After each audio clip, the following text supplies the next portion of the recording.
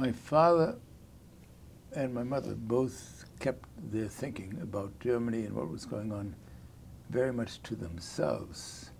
And so I knew, that as Jews we were far from welcome. It was pretty obvious when you walked or cycled through the city. And you're probably familiar with this. The German Nazis, they had these gigantic bulletin boards everywhere with caricatures of Jews and very ugly-looking things. And as a boy, I looked at those things and I absorbed the message pretty clearly. Jews were really ugly, ugly, ugly people.